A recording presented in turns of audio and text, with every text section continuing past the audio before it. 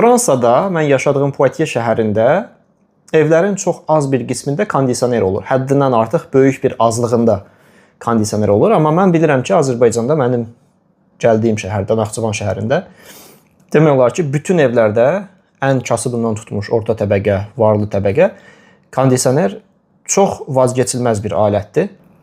Getdim onun araşdırmasını elədim ki, niyə görə belədir və nəticə olaraq başa düşdüm ki, burada Poitiers şəhərində il ərzində istilik o qədər də çox qalxmır. Çox nadir hallarda 30 dərəcəni keçir və onun üçün də kondisionerə ehtiyac yoxdur. Amma Naxçıvanda məsələn həddindən artıq istilik dövrləri çox uzun keçdiyi üçün, məsələn 35 dərəcənin üzərində həftələrlə belə günlər keçə bilir. Onun üçün də kondisioner vacibdir. Və bu gün də mən yaşadığım şəhərdə böyük bir istilik gəldiyi üçün, böyük bir istilik yaşandığı üçün mən gəlmişəm otelə. İndi otelimi sizə göstərim. Bax bu otelə köçmüşəm hardasa 2 günlük.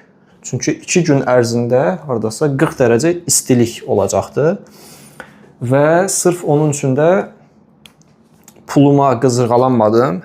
Gəldim köçdüm bura. Çünki öz evimdə kondisioner yoxdur. Burada rahat bir şəkildə sistemi quraşdırıb səhərdən axşama kimi rahat bir şəkildə işləyəcəm.